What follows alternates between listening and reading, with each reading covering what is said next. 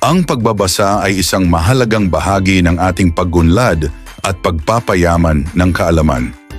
Sa pamamagitan ng pagbabasa, natututo tayo ng mga bagong konsepto, pagpapalawak ng ating pananaw, at pag-enhance ng ating critical thinking.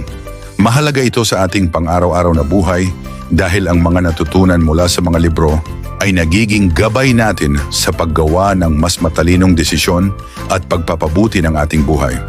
Gayunpaman, hindi sapat na basta magbasa. Kailangan ding maging maingat sa pagpili ng mga aklat upang matiyak na magbibigay ito ng positibong epekto sa ating mental at emosyonal na kalusugan. Ang unang hakbang sa pagpili ng tamang libro ay ang pagtukoy sa iyong layunin.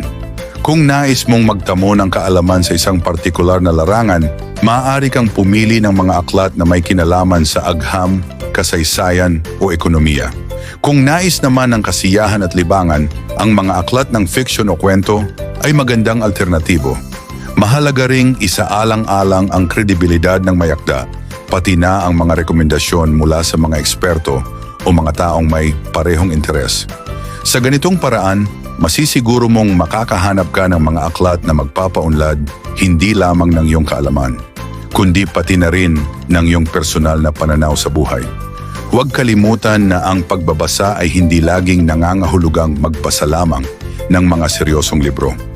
Ang mga aklat na nakakatawa o magaan ang tema ay mahalaga rin sa pagpapalakas ng ating kaisipan at emosyonal na kalusugan.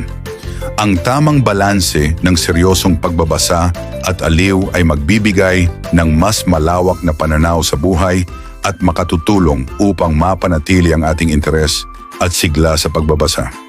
Sa kabuuan, ang pagpili ng tamang libro ay isang hakbang na magdadala sa atin sa mas mataas na antas ng kaalaman, pag-unawa at kasiyahan sa ating buhay.